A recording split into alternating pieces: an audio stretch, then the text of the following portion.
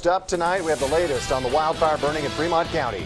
The Hayden Pass fire's grown to almost 15,000 acres. There is still zero containment. Today, the Fremont County Sheriff closed County Road 1A.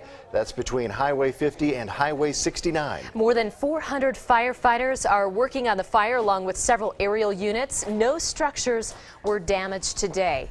And now we have thunderstorms moving through southern Colorado, and while the rain is a welcome sight, it could bring more problems. Yeah, that includes potential hail and flooding in our area, and wind could spread that fire even more. Storm Tracker 13 Chief Meteorologist Rachel Plath tracking today's severe weather and what it means for those fighting wildfires in the state. Yeah, unfortunately, the storms are not something that we actually want to see in Fremont County because storms in that area today would likely produce more wind than they would rain, which would make for even more difficulties when it comes to containing that fire.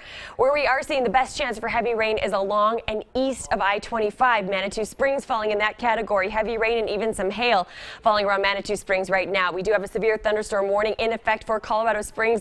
That does include Manitou Springs. That stays in effect until 5:30. Hail up to 1 inch in diameter is possible. Right now, the heaviest rain is impacting portions of I-25 near Centennial and also near I-25 in Fillmore. So that is going to be a spot that you may encounter some slower travel times, unfortunately just in time for the evening drive. Farther toward the south, we are still tracking the potential for 1 inch in diameter hail south and west of Pueblo. A severe thunderstorm warning stays in effect until 5:30 for Pueblo County. This storm also drifting off toward the southeast. The heaviest rain and the best potential for hail is just to the south of Pueblo Reservoir and just off to the west of Stem Beach. Farther toward the south still, we have yet another severe thunderstorm warning to tell you about. This one for Huerfano County. It does not include Walsenburg. It will stay in effect until 5:30. This storm is drifting off toward the southeast. As of right now, looks like it has weakened somewhat in comparison to how strong it was before when the warning was issued. We have several strong storms out across the plains, also capable of heavy rain and large hail. Those will be the primary threats again for the lower elevations up across the mountains. Gusty thunderstorms that could produce quite a bit of lightning will be our biggest concern. A severe thunderstorm watch stays in effect until 8 o'clock for the areas in yellow on your screen. That includes Colorado Springs south toward Trinidad and in La Junta. As we take you through the rest of the evening, I expect these storms to stick with us. For that reason, I encourage you to download our Storm Tracker 13 weather app. It is the best tool that you can equip yourself with to stay ahead of the storms. Coming up in just a bit, I'll use Skycast to let you know just how long these storms are expected to last and when we could have more storms tomorrow. That's coming up a little later on in the newscast. James and Heather, back to you. All right, thanks so much. And again, we are continuing to monitor the Hayden Pass fire tonight as it burns in Fremont County. And take a look at the area the fire's burned so far. This map shows the perimeter of the fire.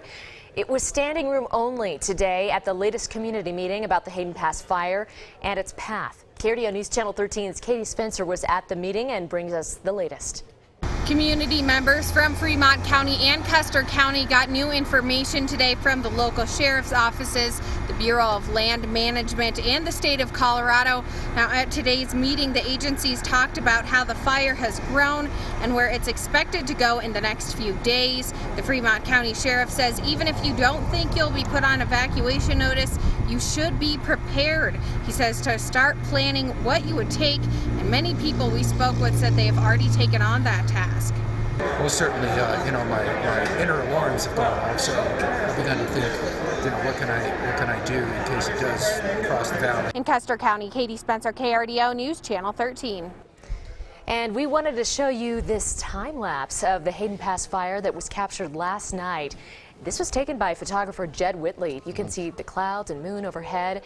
Beneath it, the smoke and glow of the fire on the mountain. And that fire in Boulder County is